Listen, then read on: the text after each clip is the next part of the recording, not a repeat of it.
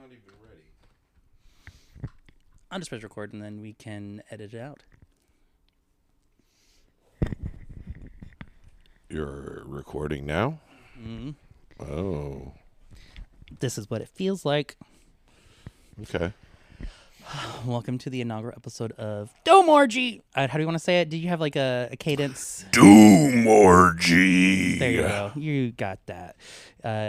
This is, the first Doom orgy that we're going to have. I'm Brendan. And you can call me JP.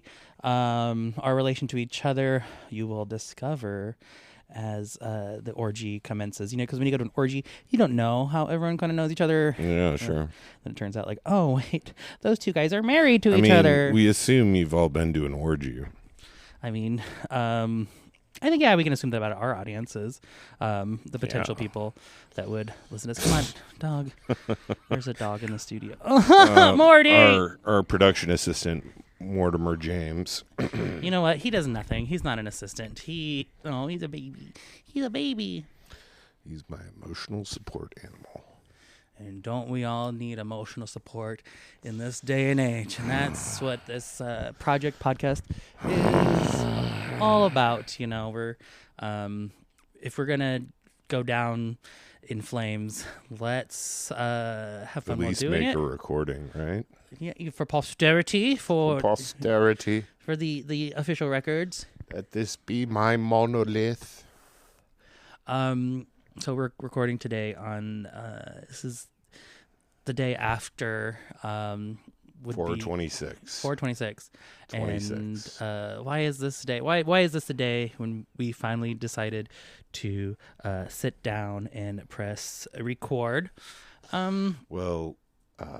26 is the atomic number of iron. Believe it or not. I believe it. Periodic table, iron. But what does that have? 26. Fe. Okay, keep going. Any other esoteric symbolism between this number? Our band was forged of iron, and it is the last element that a dying star produces before going supernova. Oh, wait, when you say band, like our music project? Like our band. Like our wedding ring? Yeah. Okay, well, you got to be specific because people don't know what's happening. All right. I figured it would be a mystery that would slowly unravel, you know, as they work their way further into the Doomorgy. I think we need to preload our audience. Actually, no. I'm sorry. We don't. No. We can't start fighting already. Oh, shit. No, it's been a. What do these guys talk about in there? What are they talking about? Well, what's the point? So why do I want to make a podcast? Why do I want to put my voice out there?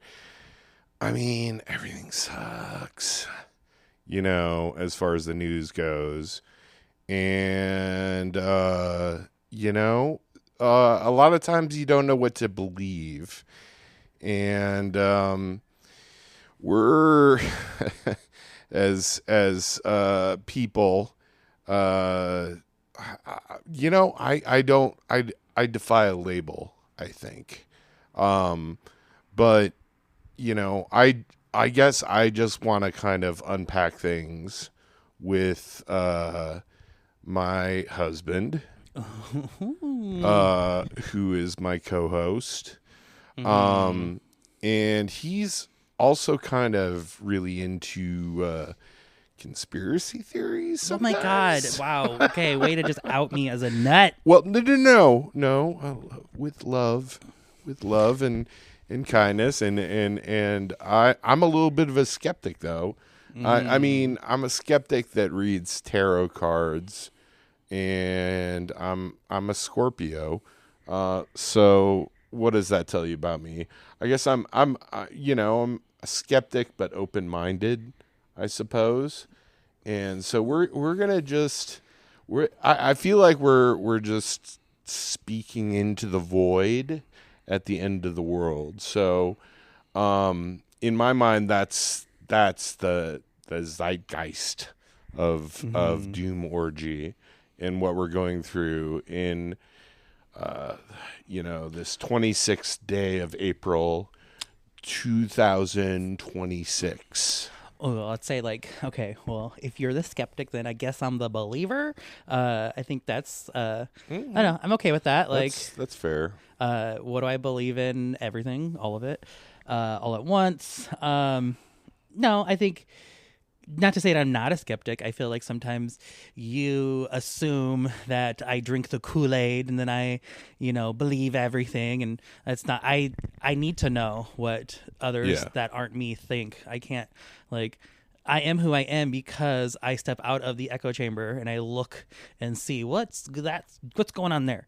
And I think sometimes, you are skeptical of stepping outside of a thing, and sometimes what you think it is what it is. Yep, that's true. Well, I think it's a matter of perspective, right? And so I know I can be very myopic in some ways, but I also am a news junkie, and I do seek the truth where possible, even if it hurts. I can be a little blunt sometimes, so. I don't know. What are we talking about today? Well, I mean, the biggest news in the world right now, I guess, was the latest in the assassination attempts of the current president, Donald Trump. Well, I hate that I'm talking about this. It's disgusting. But this is what I think it's important to really, think of what is, I can't hide myself from talking about the president anymore. I've tried to do that. And so there was the latest assassination attempt.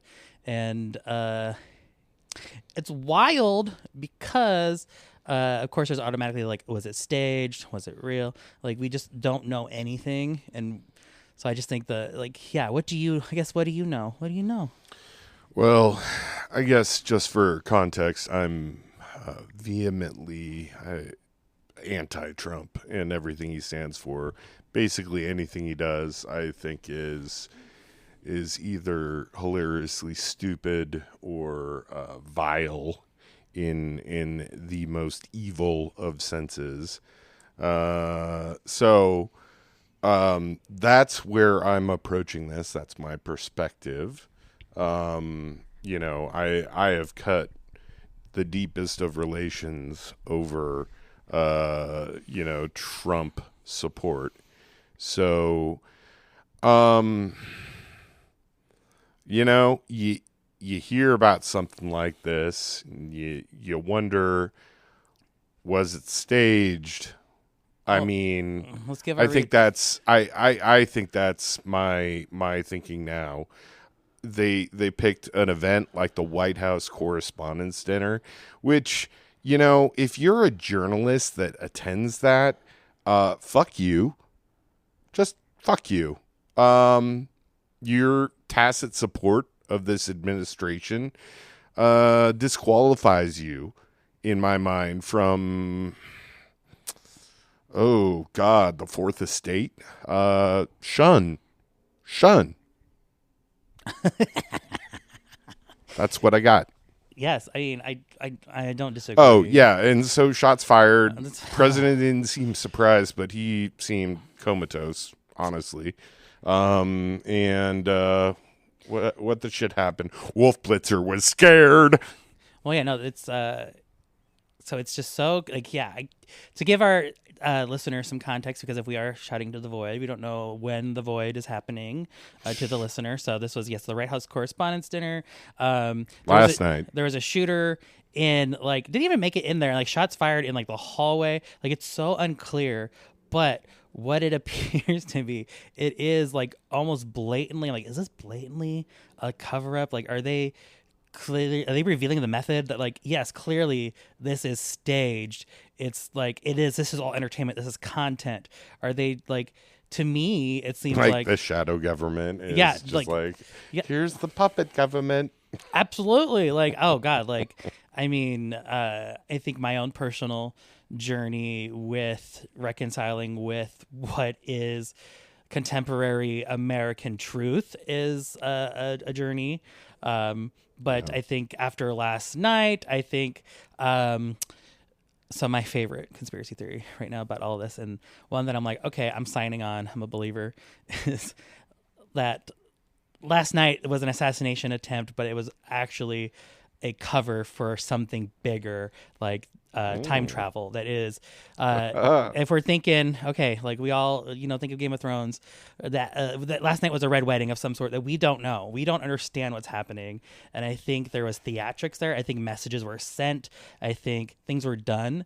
And I think that they are almost blatantly revealing that, yes, we're in control, and we're in so control that this is fake. So because like even before, like leading up to it, like just I didn't even talk about it last night because that was happening, like because on Twitter I'm like, this is crazy. Whereas like Carolyn Levitt is like, shots will be fired tonight. Like holy shit. Everyone was like making reference to there being shots, that something was going to happen. Everyone was talking about something happening, and the fact that yes, all the journalists were there. Yes, he got back out and gave a speech right after. Everyone has their talking points. Everyone's talking about, oh, we need to build the ballroom. Like it's just it is staged. It all is, of it yes, and so for produced. me, it's like, duh, idiots. And this is where it's finally for me. It's like everyone had like. If there is some greater occupancy happening, if there is a deep state, could it be that the people who are like just the most terrible, reprehensible people on the planet who are running this country, are they trying to tell us something by being so bad? Like, yes, this is actually such a joke. You must storm the Capitol. You must take us. You must kill us. Like, I don't know. Like, you must do something. Okay. Well, I don't know about all that. I'm gonna edit that because that was intense. That was hot. Like in this day and age, coming in hot, and I don't. No, I'm not. Know if you made any sort of terroristic threats, but no. But I'm actually giving them credit. What I like. We're gonna have our lawyers review this tape and make sure. Okay, let's go back to the time travel of it all. Okay, hold on. Hard cut. I need a cigarette. Well, okay, you want to? I'm giving you sound bites too, so I need a cigarette. Well, I'm saying I don't want to transfer. Like, you're stuck. You gotta. I gotta power through this. You can't pause it like you did with Drag Race. That what you're telling me? Yeah, Mr. Podcast Wizard. Because yes, because the watching of the show was necessary for the content of the podcast. So yes, pausing in that instance is okay. But yes, we can pause. Okay, thank you. I just don't take too long because I'm cooking. Well, I need you to get more in touch with your time travel thing, and I need you to explain it like I'm 5. So, okay, well, pause. And we're back. Oh, man. Whew. I just thought of a legal disclaimer. This podcast is Doomorgy with Brendan and John Paul. Well, then why are you... let me give you JP. let me dox us because we're so afraid of what we say. Okay. No, well, you can cut all this. And we're back. No, your time travel... The idea that time travel is possible scares the shit out of me because I don't think it's scientifically possible.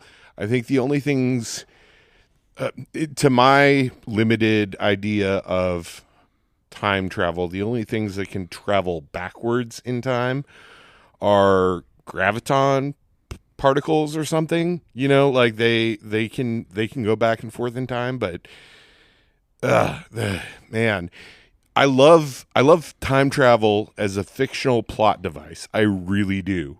But the idea in this day and age of inviting time travel into an already chaotic mix is somewhat terrifying.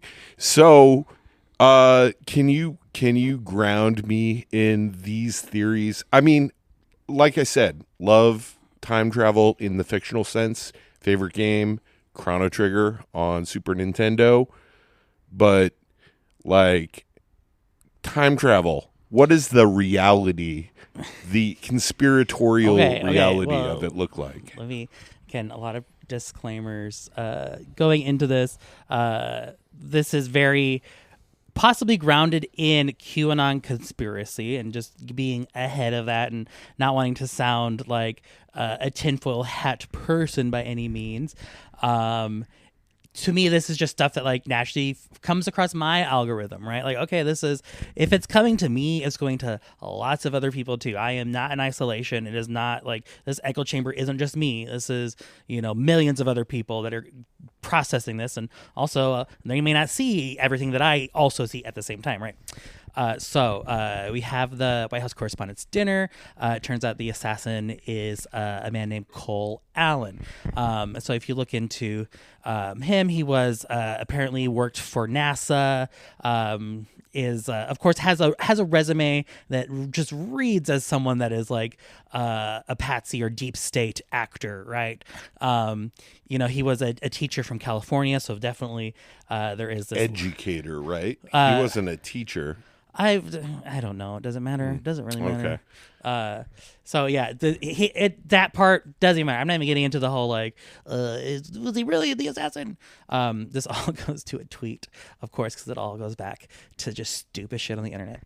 But there is a tweet. Let me pull it up. So I tweet by user Henry Martinez. And it is one tweet from December 21st, 2023. And it says Cole Allen, the name of the shooter. That's it. That's all that's on the account. The profile picture is, I hate that I'm talking about this, as of course is a Pepe. If you know what that is. Pepe Frog? Pepe Frog. And so that is the Pepe Frog. And the Pepe Frog is wearing a bow tie and is holding up a glass of champagne, just like Trump was at the Correspondents' Dinner, wearing a little bow tie and sitting in front of a little glass of champagne. And the third, well, there's two other clues. Next clue is this image, which is a header photo. It is just a random glitch arty image, right? It doesn't really look like anything. I'll show you the full picture. And so this photo was traced back to a 2022 post about on a website or a project called The Time Machine. And so, of course, I don't have that article, but basically it was an image used to for some time travel theory. So again, this isn't any smoking guns, anything, but a lot of things are just connecting. Oh, and then the image of what is that image? Like, it's random glitch art, but of course people are superimposing it over a photo of the first Trump assassination attempt. And if you like lay them over to the what is it? The golden ratio, like you put the little lines, it like matches up with that original assassination photo. Wow. So all these coincidences. Am I saying these are true or real? I don't know.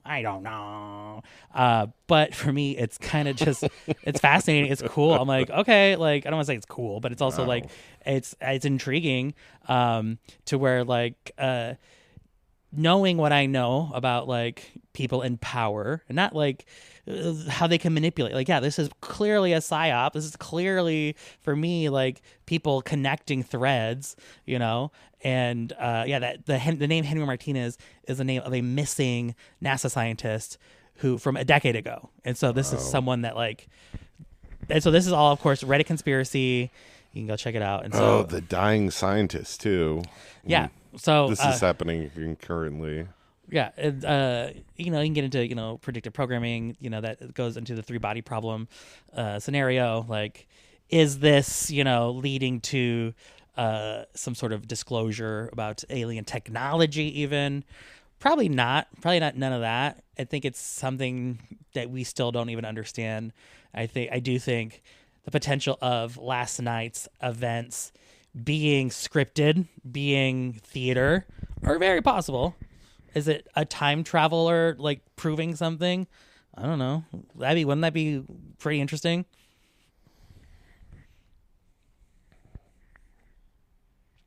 Well, maybe. I don't know what you want me to say.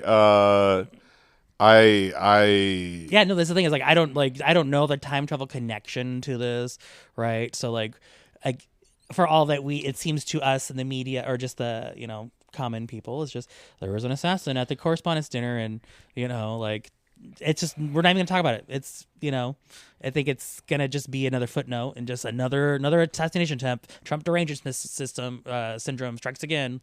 The left has a terrorist problem. There's definitely a whole media spin up that you could do on this, and I think the like time travel piece. Wow.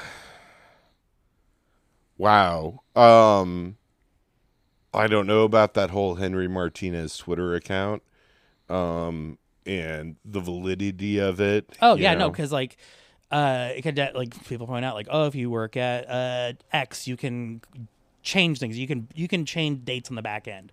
But going to the Reddit thread, people are cross referencing like that image that is the glitch art that matches up with assassination is on the Wayback Machine. So people are cross referencing things. So it's not like, oh, like this article about 3D time travel. And so the article's kind of about like how to travel through images. It was kind of just like how we can interpret, like we can send images back in time, right?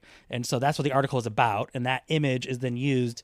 So even if it was backdated, someone at Twitter being like, I'm going to just drop an Easter egg, they're putting some threads together. They're trying to make us draw some connections between like, oh, like here's a report about this, how time traveling through the image generation, like we can send messages back, and so, well, I mean, quantum computing, like gravitons. Then they just prove that like actions now can change the actions of the past. Like, I think that's, I don't know. We're going to look at that. Well, yeah, and I'm not necessarily. I guess when I say I'm afraid of time travel, I'm afraid of the idea that like, well, I don't know what I'm afraid of because I'm still here. Yeah, no, exactly. Like I'm like, I can't be afraid of none of it. Can't be afraid of, any geophysical event. I can't be afraid of any impending alien contact because I could literally die tomorrow. It's fine. For real. Like I've like at this point. Yeah, I mean, like, we survived COVID. We survived after COVID. We're surviving Trump. And that's what this podcast is about. Positivity, optimism. In the face of doom, go get fucked. And so, yeah, that's just, I guess that's the opening, Trump date that just if you live in this world, you have to do. Like, that's what's happening. Well, yeah. Did we want to look at the scientists more? Do you have any ideas about that? Okay. Well, I could have done more research, so what? Yes. I don't have any names because this is not a podcast. I'm not going to go too deep. But one of them is this girlie. She was working anti-gravity, and the theory is that she was murdered with I can't even know the words, like some sort of like ray gun zaptor, like the Havana syndrome. Like they're using the government is officially, I guess, using more complex weapons, and so like such as she was blasted with a laser from a satellite, like that, like. And so, believe that what you will. That's not real, right?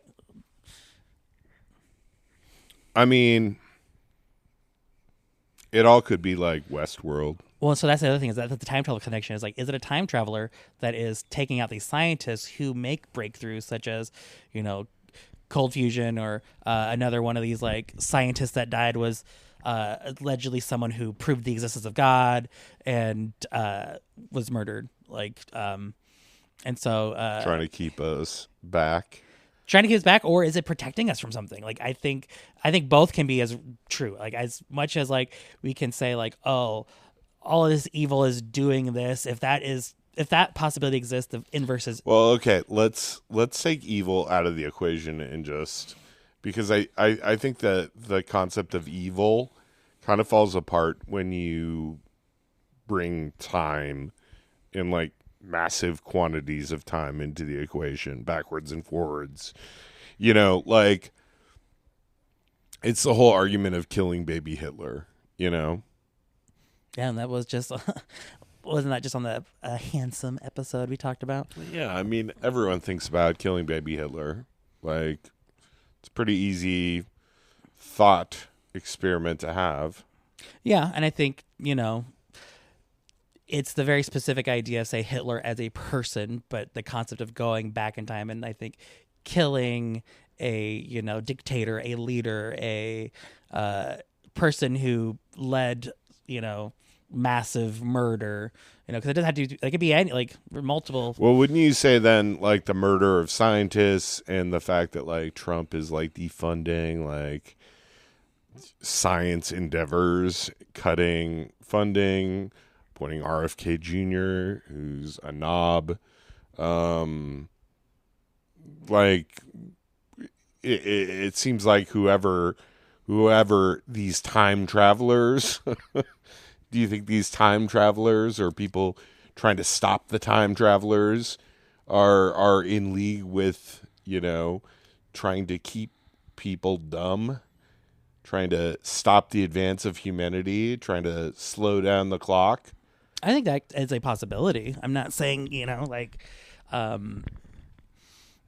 well, I think that's also like the impact. Like, we can, live in our, like, today what we see, someone like RFK, as being not fit for that job. Her dog is totally at attention out the window, by the way. So if we have a special guest, he is going crazy. He is digging into my arm. You're breaking my train of thought. Sorry. I'm sorry. Can you look out the window, though? Because I really can't. No, What's he see? Anyways, I was just a little spooked. Well, like, Sorry, I got spooked. It's like, you weren't even listening to me. So, where were we? I don't know. RFK, time travel. Like, travel. So are you saying, like, why don't they kill RFK? No, I mean, I'm saying there, whatever this endeavor is keeping us dumb. They want to keep us dumb.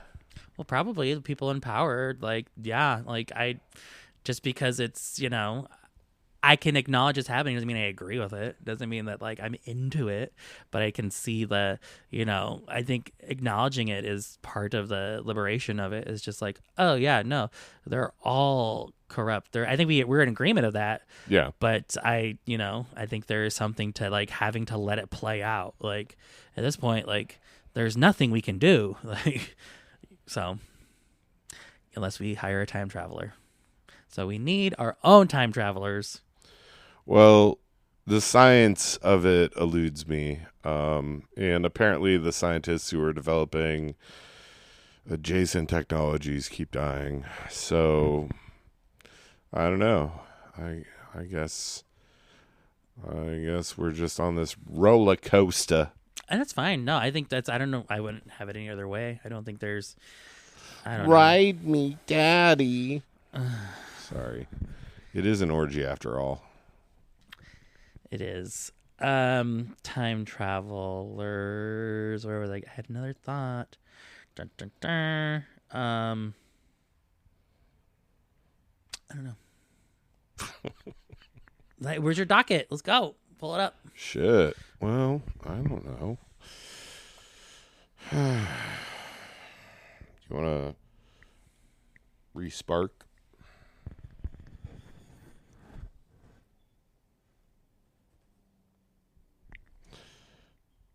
Are we still recording, or? Where is my notes up? So would you time travel and back in time and kill baby Hitler? Answer now. No. Wow. I think that's the... Do you want my reasoning? Yeah. Well, I was born after that. So if I kill baby Hitler, there's no guarantee that my grandparents would have met, or some, colossal I mean, no, it's selfish, sure. Well, I mean, and I think that's I think time travel is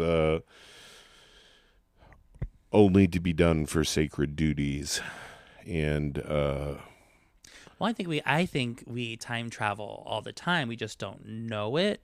sure, And I think time travel is like harmless time travel. No one. I mean, I don't think there's such a thing as harmless time travel. I think that's. I think bad things have to happen. Oh, I thought we weren't talking about good versus evil. No, I'm just saying like objectively bad things happen all the time, like True, because it doesn't. The thing is bad doesn't make it evil. I think evil implies that. So what is it? Malfeasance? Is that the word? I don't know. well, Malevolence. death comes for us all, and I mean all those fish we ate tonight, all the beef we consume, all the ants we step on. But those are not humans. I think that's Sure, but like like I don't know. I kind of subscribe to the idea that there's this soul wheel that you live, you die, you live again, and maybe you come back as an ant, maybe you come back as a rainbow shrimp, maybe.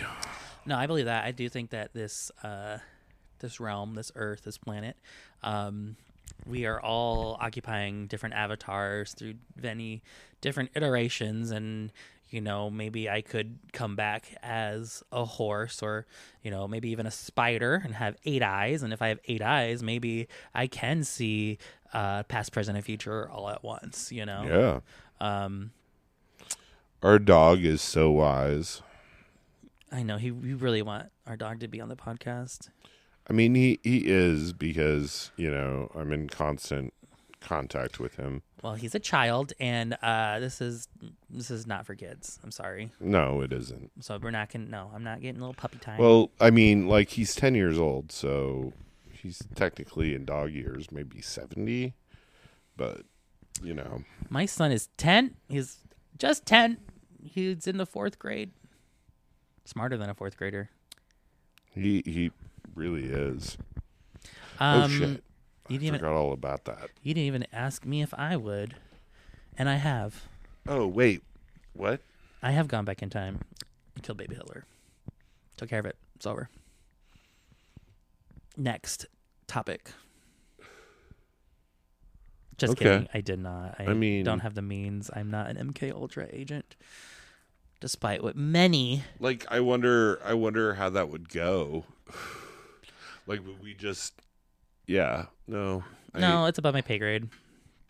I think that would honestly, like, the world would be vastly different, and that might. I don't know. Yeah. No. Well, it would change everything, and you couldn't come back here, and expect that you had done that. Well, the thing is, like, I think we want to know. I think, next connection, Mandela effects. That's where that comes in, because I think.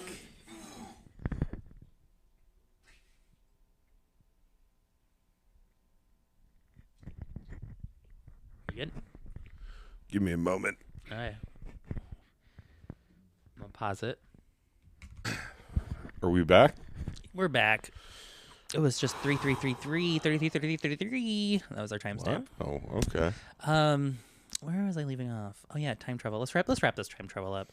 I did mention Mandela effects. I won't go into too much about those. But when we experience what we consider to be Mandela effects, and for those unfamiliar, that would be like things that you remember happening turn out not happening.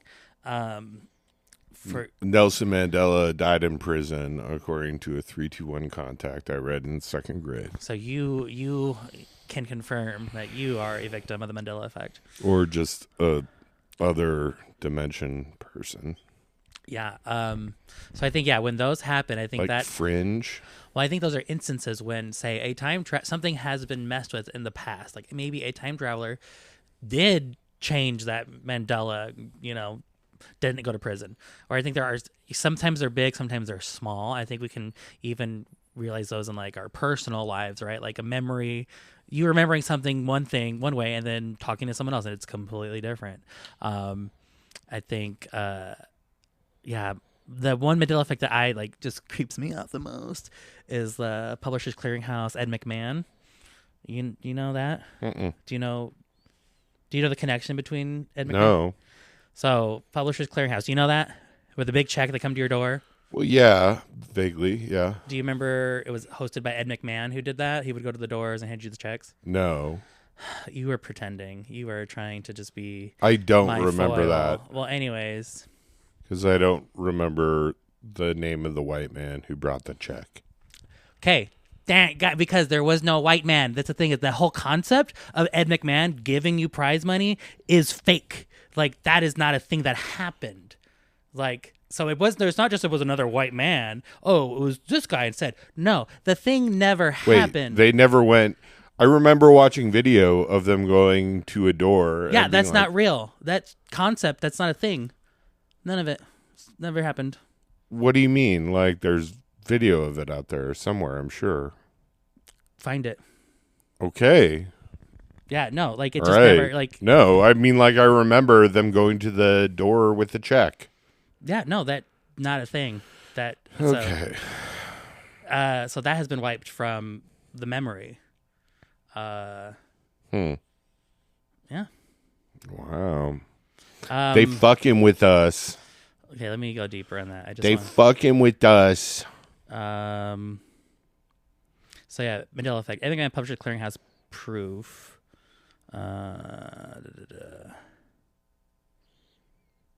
There's no evidence that ever worked with. There's no evidence that McMahon ever worked for Publisher Clearinghouse. He was a spokesman for American Family Publishers. In all the television commercials, American Family's publishers, where publishers appeared much smaller than American Family. Yeah, no. So, no, false memory, not a thing. They did go door to door. I don't remember Ed McMahon though. I mean, he was on another show. He was on like The Price is Right or something. Yeah. Listen. There's video. People will get checks, but the whole, like, the man being like, it was Ed McMahon. I remember it. Listen. Okay. I just don't remember him specifically. Okay, well, not everything you hear or see is true. Well, maybe there's multiple dimensions. I think there are, like, Sure. I think it's today I went to my great uncle's visitation. He passed, and I'm sorry for your loss. R.I.P. to this man. I'm not gonna dox him too much, but Didn't go. That's okay. It was, it's from my dad's side. Unfortunately, aren't very close to that side. And that's fine. I'm not going to get into it because what I think is most interesting is that my great uncle is a confirmed miracle for the Catholic Church. He was the third and final miracle that canonized a saint. She cured his cancer, and so he did just die the day at his.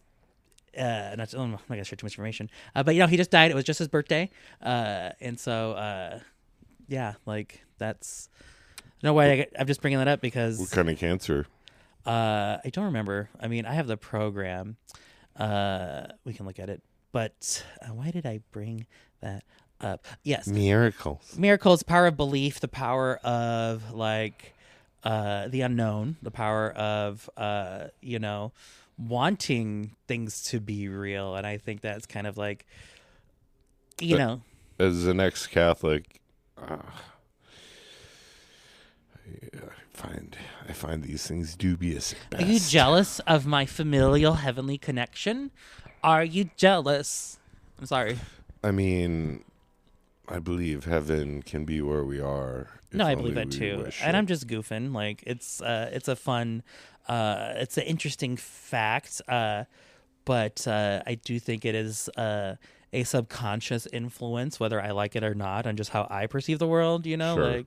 Well, why don't you tell everybody what this saint helper did when you were a child? Oh my! Wow! Can you not be? Wow, coming in so hot. No. You don't want to tell that story? Well, I have to now, so it doesn't sound like as awful as you're making it sound. No, I ate from his popcorn bowl when I wasn't allowed. I thought we were sitting around a table. How old were you? Like 10 at the most. Yeah, no, I was 10 because I was last time I saw you were 10.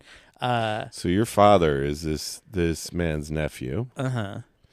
And your mom's there. Just set the scene for us. No, my mom was not there. My mom just heard the story, so that's why. But no. So your dad brought you over. Did he bring your elder sister? I don't remember. Now I don't want to. I don't want to tell the story. You're putting me on the spot. Okay. Okay. Right, sorry. We'll drop it. Yeah. No. Like you're cut. We're gonna cut it. You're hunting for blood. No. You gotta like. Well, I'm sorry. My journalistic instincts. Well, because I am also like, I'm fine. Like I'm not like I'm not a victim. Well, then tell the story. And why are you evading? Because I just I'm sorry. I don't want to. Because the man just passed, and I'm showing reverence. He fucking sucked. You don't know. You don't like. You can't like. Okay. You like.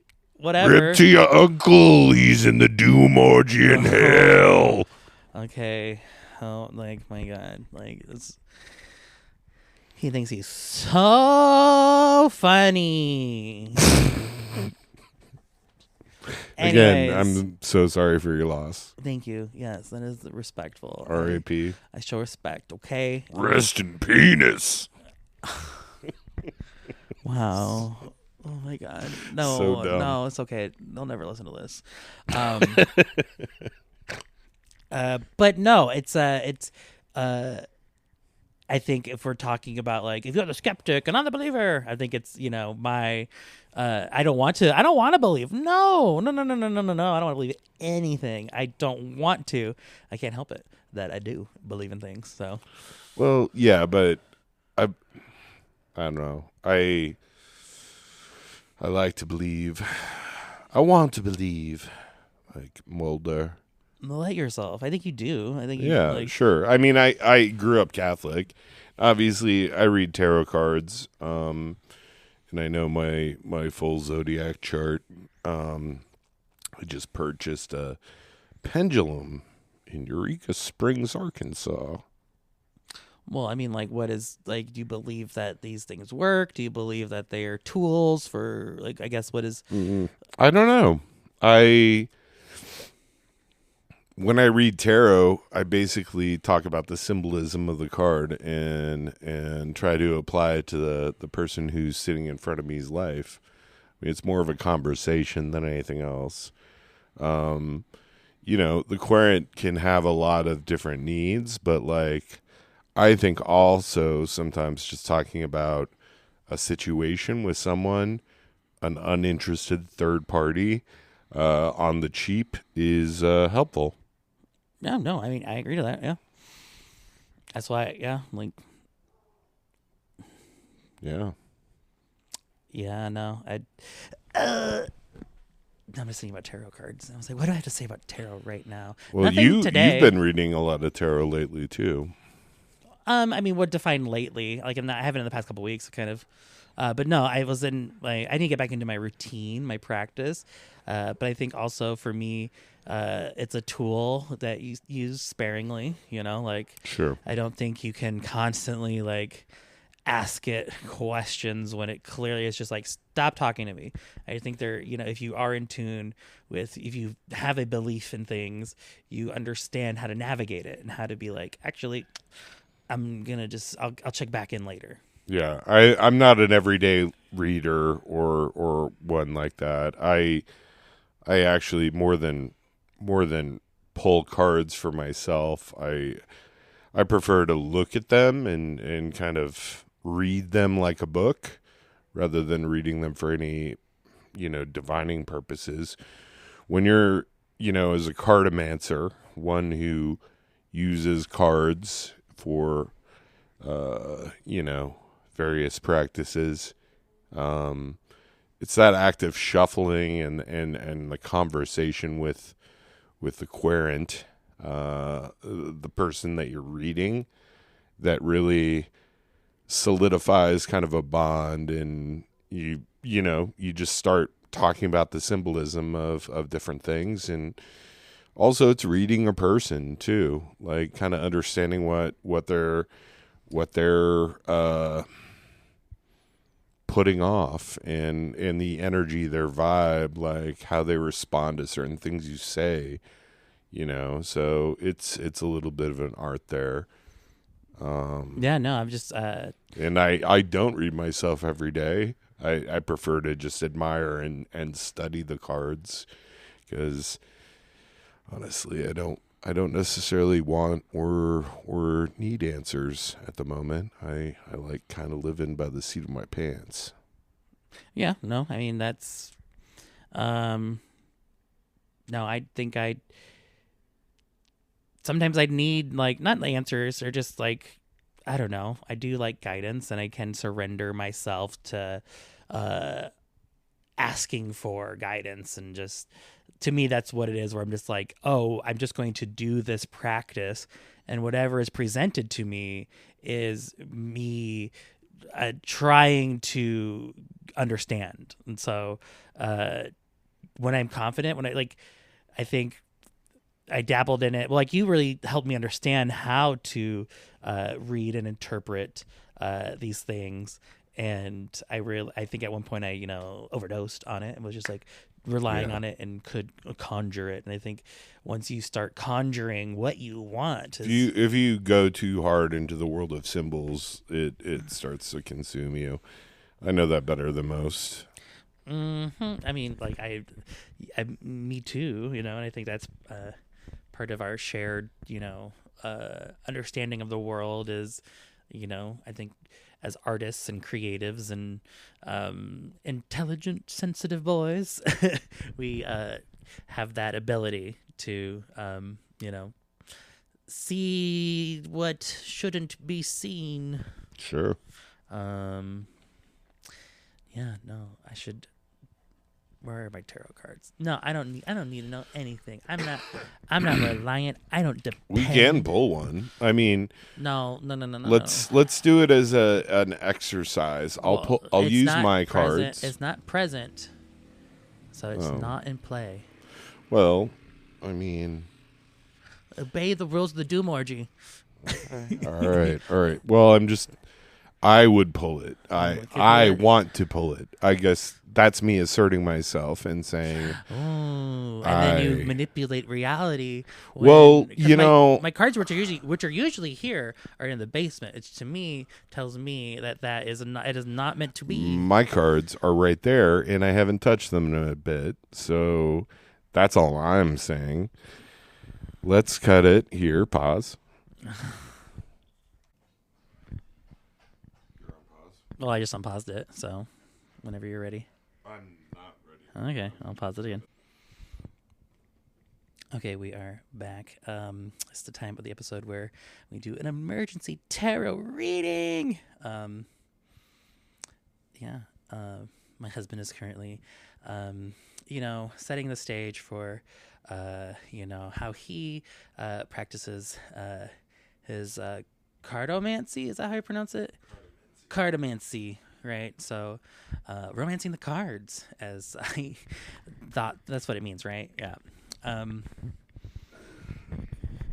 It's like a necromancer, only instead of dead bodies, it's cards. Exactly. Yeah, you do to those bodies, or these cards, what people do to those bodies, right? Well, it's just, okay, power exists in things. What is your intention with this practice right now? Well, I haven't read in a while, and I figure since we're starting a new endeavor, that's kind of going to be my focus as I shuffle the cards and put my energy into them. And so I'd like your help for the next part. Yes. Because I'm going to need both hands for a bit. Okay. We just need to hold your microphone for you. No, I think this is a good idea, so I'm going to be quiet now.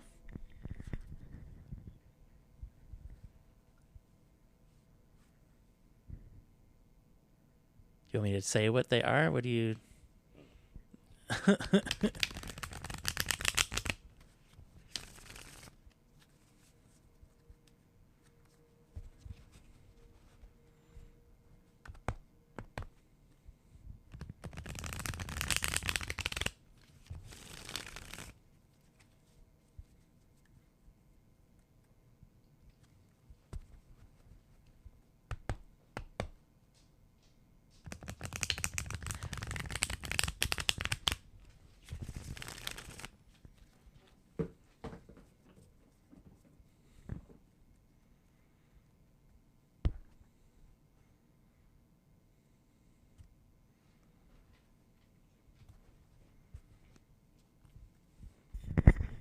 Okay, I just cut the deck. Will you get closer to me? 3 full shuffles.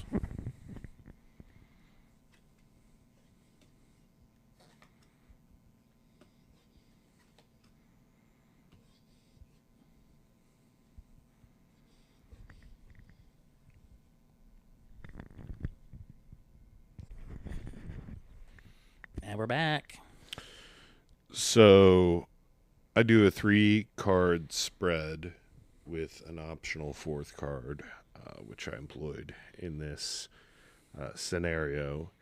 And speaking of time travel, sort of, the 3 cards, the primary 3 cards are past, present, future, in very general terms, thematically general versions of what you are, where you're at, where you're going.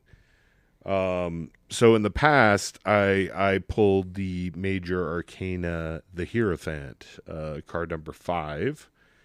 And to me, this represents tradition, kind of dogmatism, sort of strict thinking and code that follows.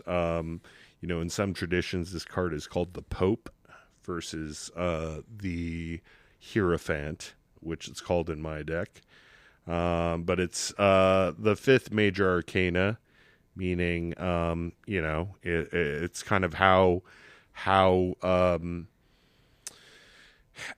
the past has represented a dogmatic zeitgeist or spirit of what defines a Democrat, a Republican, a Trumper, and I feel like we're very fractured right now as a society in what we believe to be good and moral and just, and this sort of dogmatism is been on my mind quite a bit in the past. And I'm just trying to retreat from that, I think, as an individual. And I think that JP would agree on this, that, the past has been ruled by rules, and moving into the present spot, the Queen of Cups is highly empathic and psychic. It's a card of caring and nurturing in an emotional sense. I don't know if my words bring any comfort to people, but, maybe that is something we should strive for in the podcast. Perhaps not. Perhaps we just make our wacky predictions, Who knows? I mean, I'm reading tarot right now, so what are you going to say to that? And then in the future, I have a reversed 3 of Wands, which, in my mind could read as conflict or misdirection or, quarrel. It's one of the minor arcana. It's not in the royal suits. But in upright, it means opportunity, new endeavors, setting out. And in reversed, maybe there will be some missteps. And to kind of complement that, I pulled the fourth card, the one that in my mind is optional, and I did what I call tempered the future position of the Three of Wands and got an Ace of Wands, which to me represents a new endeavor. So, maybe not very, very fortuitous, I suppose, as a reading of our future. But, every new endeavor has some missteps and misdirection. Well, I think, yeah, it's natural. And like just amazing job, by the way. Yes, I believe in all that.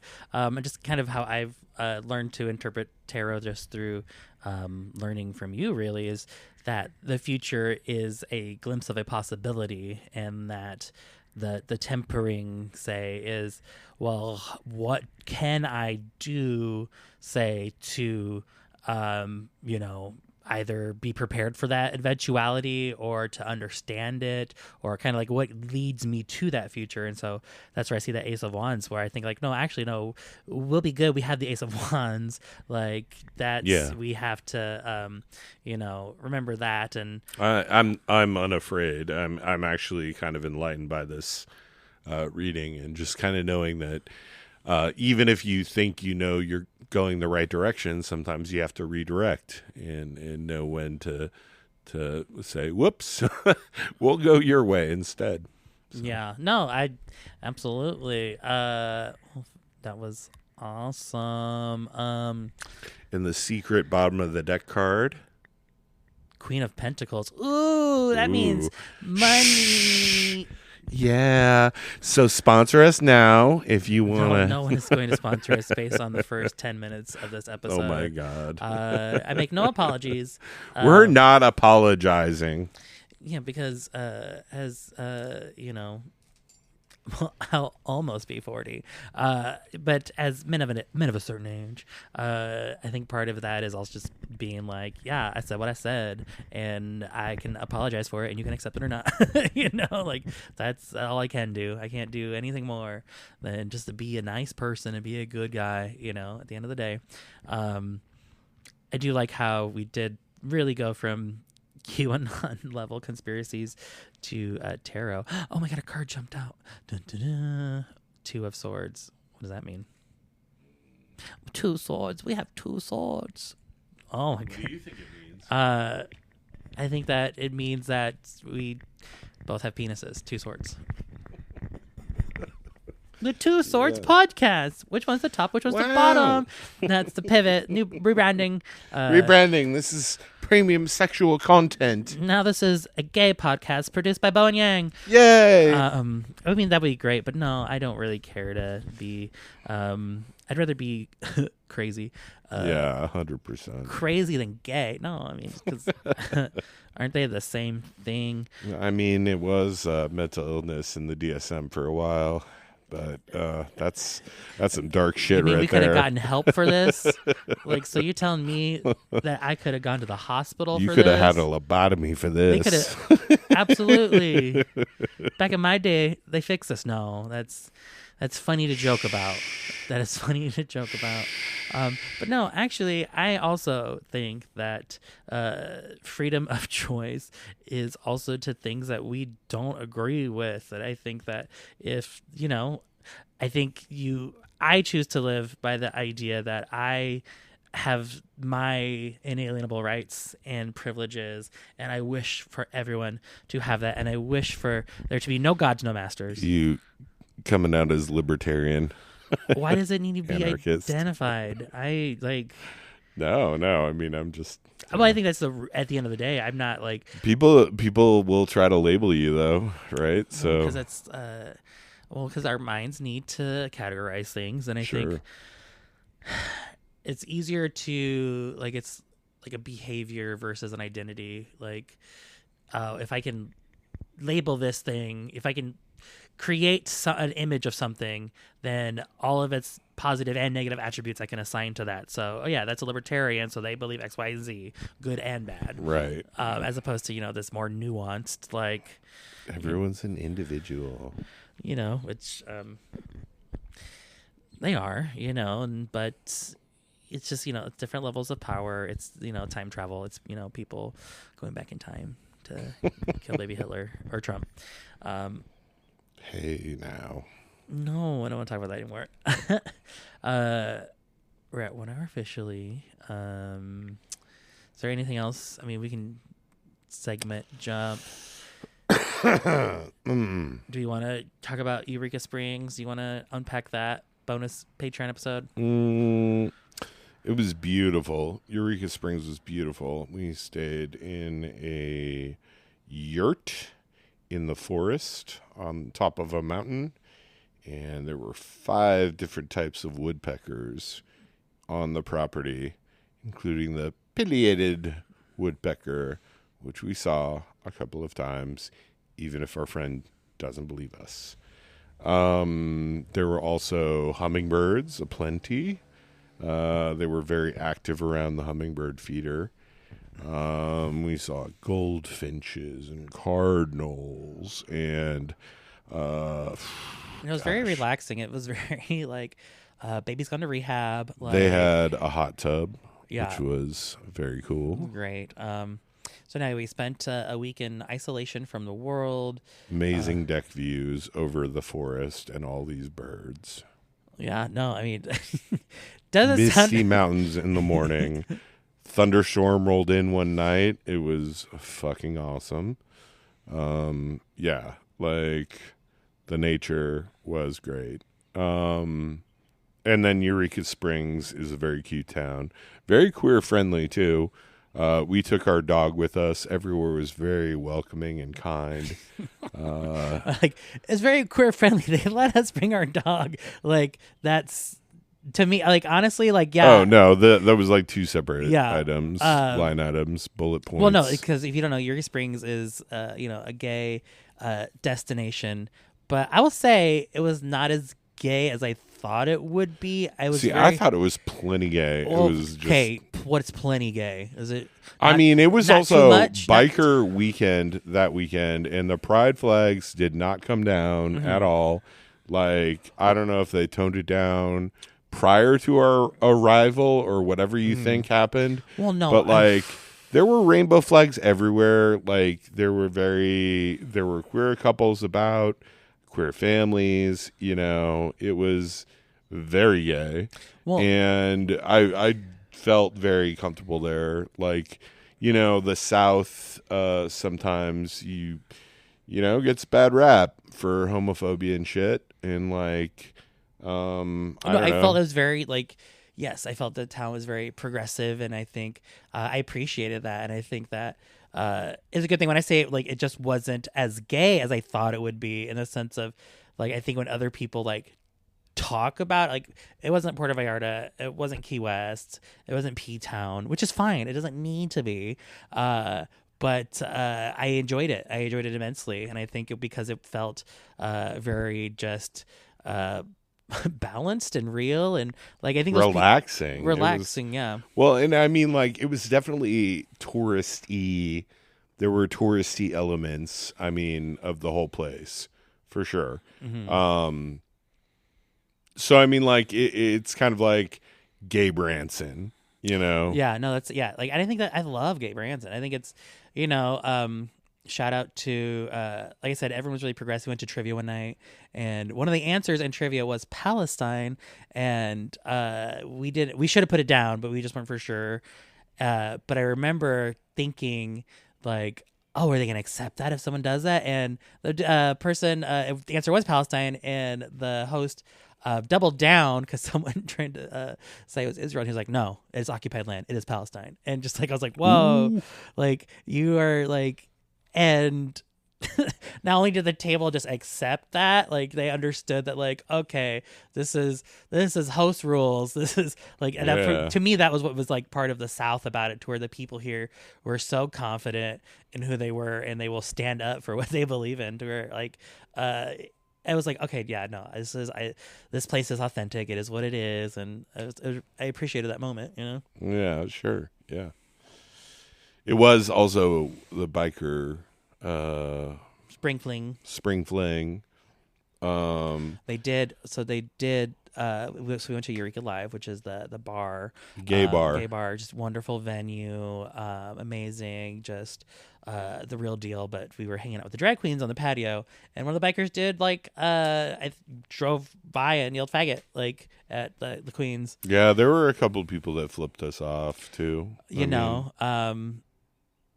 Is that par for the course? Is that something that you have to put up with, say, if you're going to be, is that the rules of engagement? I don't know. I'm not saying it's fine, but I think I think definitely the performers are kind of you could definitely see not only expected it, but were ready for it, Well, and where we live, you encounter that too. Homophobia is everywhere.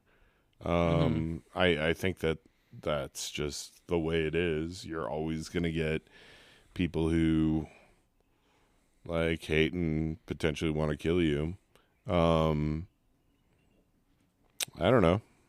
Yeah, well, I mean, I don't know if someone saying that means they want to kill you. I think I don't. I don't think that. I'm not saying that it's okay to do these things. I think there's also that better a word than a fist, better that than if these idiots are going to need to express themselves. So I'm very proud of a certain article of clothing that I'm wearing currently while we are recording this, and it is a trucker cap that is camo throughout.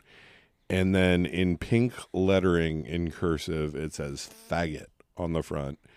And as a gay man myself wearing that, it is kind of my challenge to the world that what, bitch?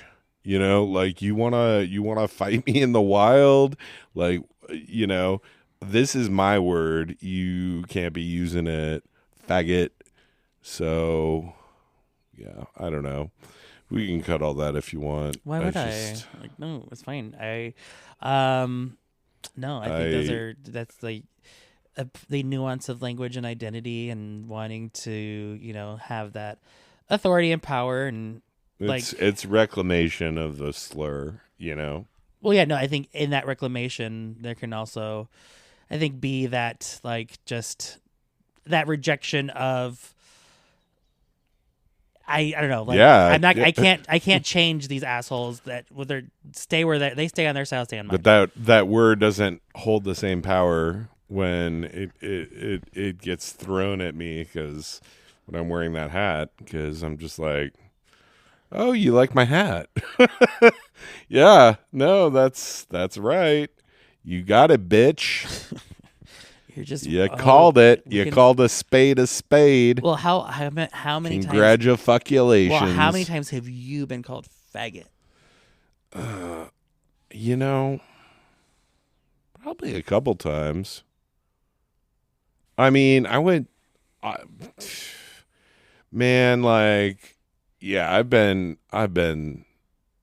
I mean. Well, I think there's definitely in middle school that was just the word, and I think that I definitely seriously, we grew up, in the 90s and early aughts, and that was just the word. Oh, that's so gay. That's so gay. Well, I think that was just the word that people use on the playground. I think I'm pretty sure that, and I feel like a lot of the people that use it now, as an insult, just kind of haven't progressed from that mental state, Well, I think it was just, and if you're using it I am using it embroidered slur, embroidered on a camo hat in pink lettering in cursive. That is elevated. That is saying, yes, I am a bundle of sticks, just like my tarot reading. Exactly. I don't know. I don't think too much about that word. But no, sometimes I think I don't want to say jadedness about just contemporary gay culture is just, I think, having been out since I was, 16 in the year 2003. Well, you came out in high school too. Yeah. So I think I'm like, oh, I've been at this game for a long time, and just kind of, for me, like, my label identity, it's not my belief system. And I think a lot of, like, it's become to where not only is it like who I love, how I choose to love, now it's become for many like it's an identity and it's a set of beliefs. It is dogma. And to me, I'm just like, well, I'd rather be the contrarian, to be like, well, actually, what about, have you thought about this? Because I think if you don't have that, then, you might as well just have a religion, like, and I'm Sure. for as much as like I can like talk about like I believe XYZ, da, da, da, da. I'm like, well, I'm not actually subscribing to anything. Like, I'm like still pretty open source, Well, I think too a lot of our interaction with the world can be performative and based on like the popular culture, but it's when we get in these deep thoughts that like we really kind of scratch into some of these things. And our gay identities. I came out after high school, probably around the same time, since you're younger than me, that you came out, freshman in college, or going into my freshman year. And it was a slow process. It wasn't like I didn't have a coming out party or anything like that. It was like I would tell people slowly. I'm sure this is all really boring. I don't think it is. Well, but I also really feel like my life more or less began at that time where it was just like, fuck you to my Catholic parents, and they said some awful things to me. This is the worst thing that's ever happened to this family, and like bullshit like that like, still haunts me to this day. And like, fuck them. I have a great life, and I built it. Okay, yeah. I don't know. I don't know what to say about this. This feels too personal. No, well, I mean, I agree. I mean, I think that's, how much are you wanting to disclose versus what you want to like explain. Hopefully you will cut. I will. We can edit this down. Where you need to. What was I gonna say? No, I think the to live as a out homosexual man, you have to, give a label to the world to understand you. And I think that with that comes the positive and negative attributes and qualities. And I think the older I get, the more that I'm like, well, wait a minute, really? Like, do I need to fully wear this suit that I've kind of like, I just put it on once because I need to describe myself. Like, I don't know who I am. Like, and I just want the bullying to stop. I want people to stop calling me faggot. If I tell them that, then they'll just leave me alone, And so for me, it's like, well, I don't know what I believe anymore. I don't know who I am. Wow. Yeah. It's a real journey of discovery. But I'm still gay. Okay, I'm gay. Well, I do think that is like, as a millennial, and I think, on my other podcasts, I think about this stuff to where I think like, oh, this idea of being gay is kind of a label, a grouping that kind of we all just kind of agreed to at a certain time, and that's like our position. Like, on the board, we're in this category. We're gay. Like, and we all believe the same thing. We all do this, and we all like for collective power, so that we can progress. But then there's log cabin Republicans. Well, yeah, I mean, like, what? So can't they be? Why can't they be? They're still stuck in dick. Peter Thiel. Yeah, he's having a great hot tub parties. It. Deb Fisher just went to the Grinder like White House party. Yeah. God, that's so gay.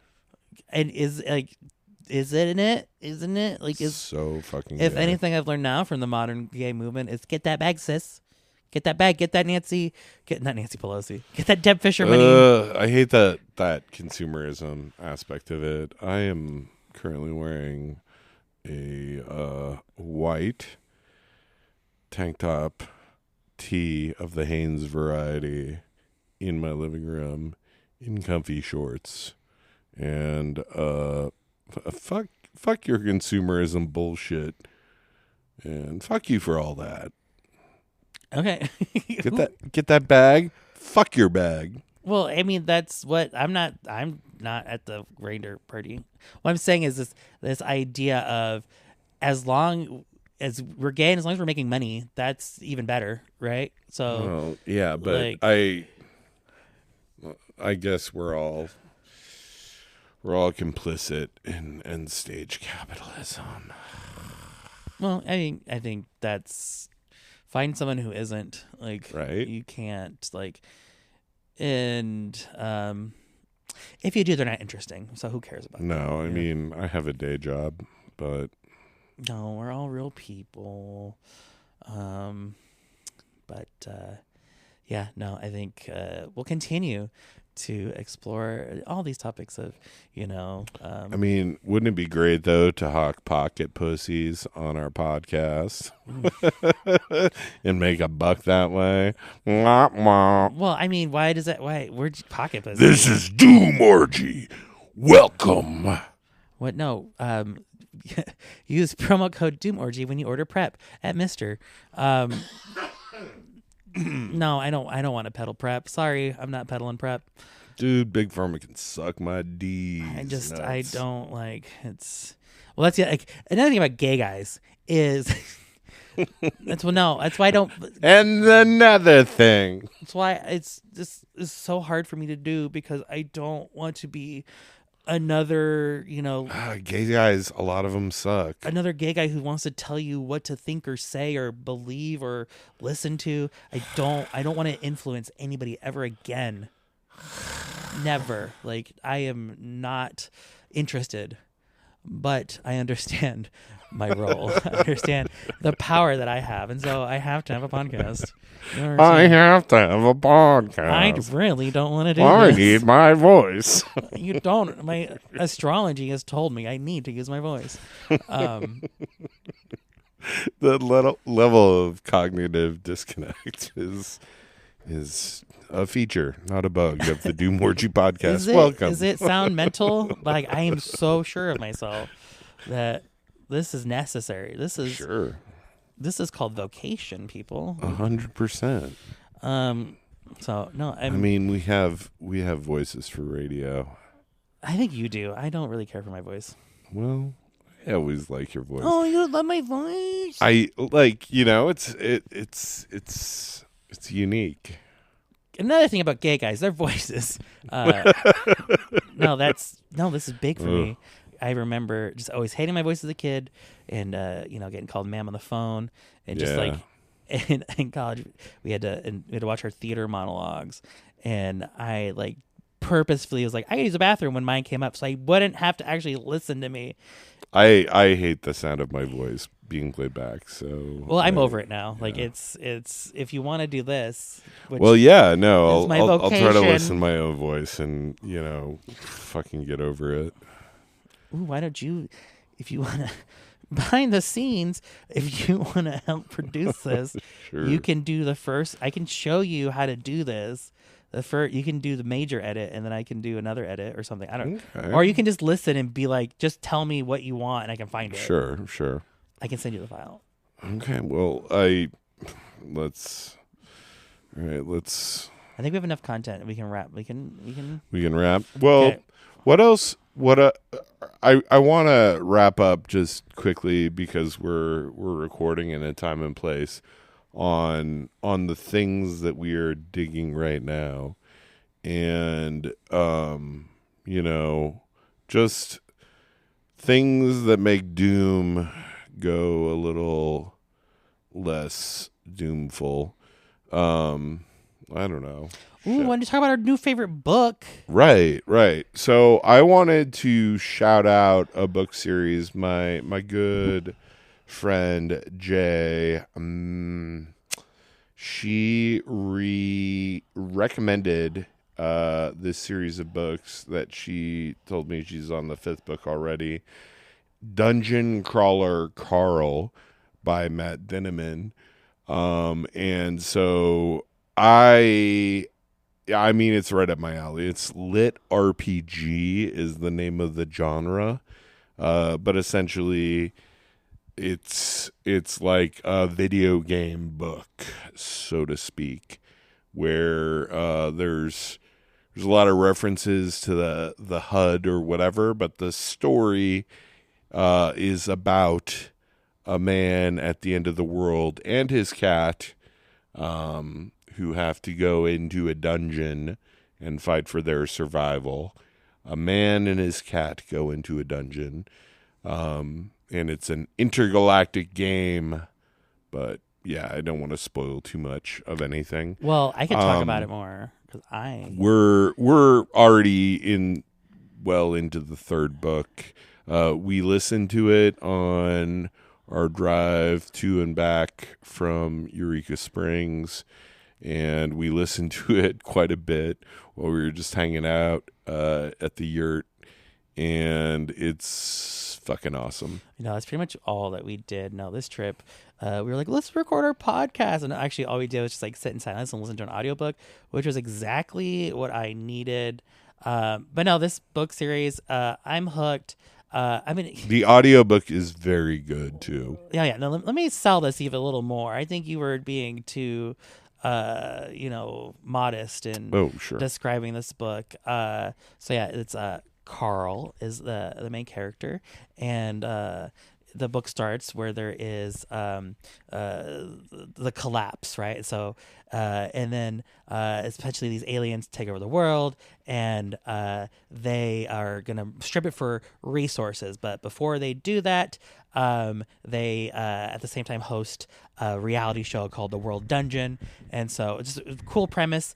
Carl chases his cat Donut out into the streets one night, and then the collapse happens and everything just disappears, and everyone that's left on Earth is told, you must make your way into the dungeon. And the World Dungeon is 18 levels, and you must clear each level, and it's also like RPG reality show. And so Carl and his cat, who spoiler alert, becomes the main character through like magic, go through the tunnel. And so they're making their way through the World Dungeon, and it's just it's just so fun because it's like a video game. And so it helped me understand Dungeons and Dragons, and adding stats and just all those fun stuff. Yeah.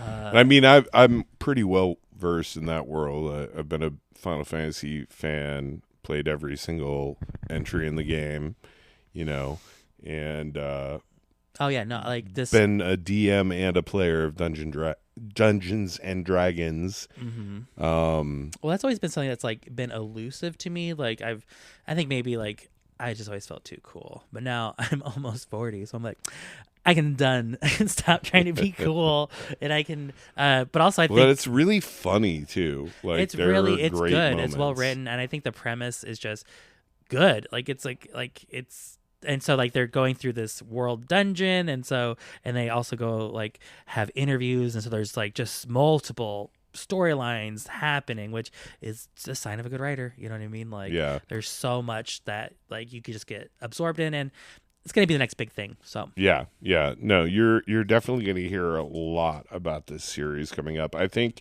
Seth MacFarlane or his company has the rights to a television production.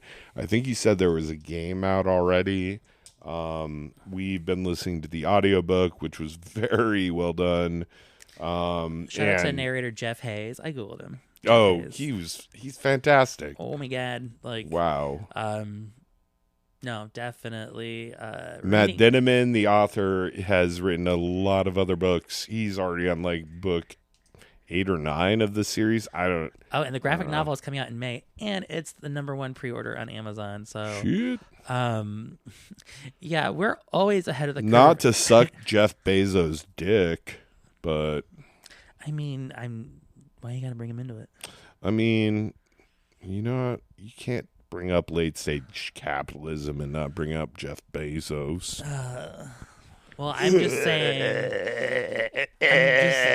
Amazon, take my money. I'm only using it as a barometer of what is happening. That's it. Okay. It's not an endorsement for. So pre-order the book somewhere else, unlike me, who pre-ordered it on Amazon. So. We also listened to it on Audible, so fuck. Which is, I think, what we should do now. I would really like to know what Donut does next. Shit. I kind of listened ahead while I was... You listened ahead? I'm sorry. I will backtrack 100%. 100%. When did you do this? Just while I was waiting for sushi to arrive, while I was cleaning up the kitchen. Oh, okay. While you were mad at me. No, I wasn't mad. I didn't do it maliciously. I wasn't even sure if you would care. Sorry. Oh my god. Okay, I'll wind it back. I can. Wow. That's the beauty of an audio book.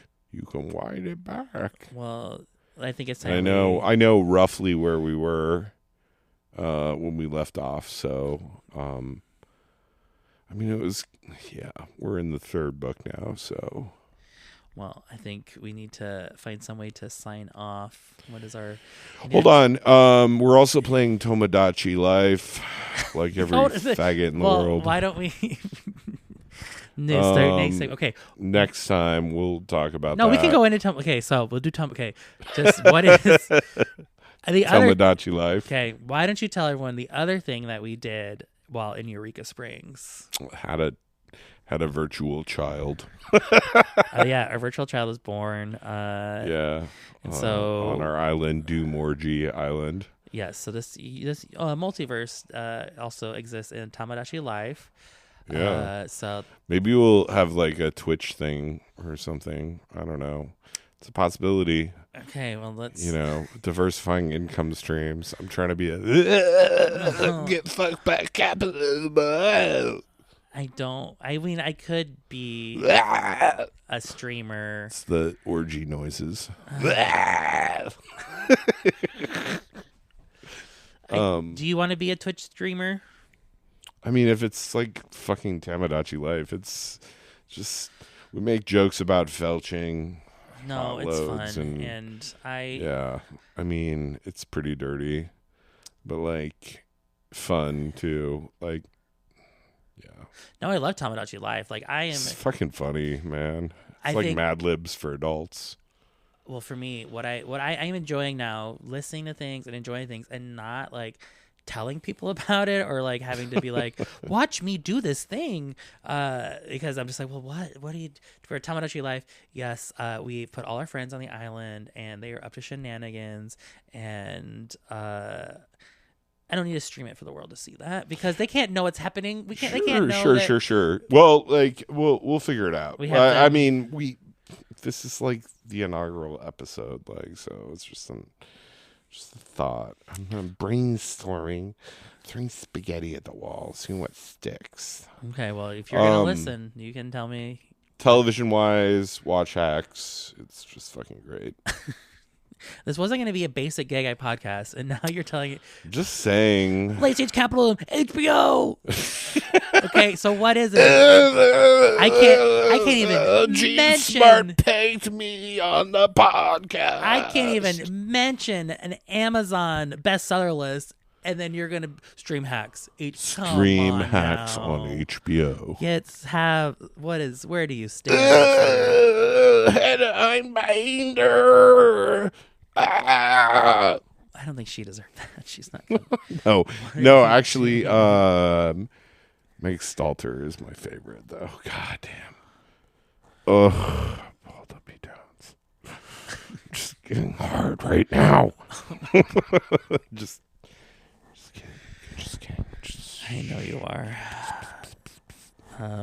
Well, we don't have a cat. Well, I would like to watch either a TV show. So yeah, let's sign off. We're done. Okay, what is what's a sign off? What can we say? Like, goodbye. Well, the truth is out there.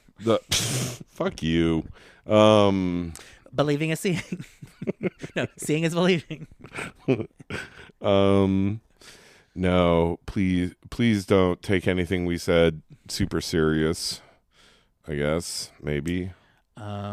We are just doing this for the lulz. Yeah. Goodbye from the Doom Room. I don't know. The Doom Room. I'm trying to come. You're not. Doom Dungeon. Can you give me a sign off? Doom Dungeon. Well, that would be a good segment. See you later. Bye. No.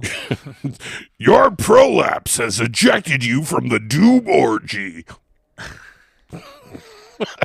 Goodbye. Goodbye.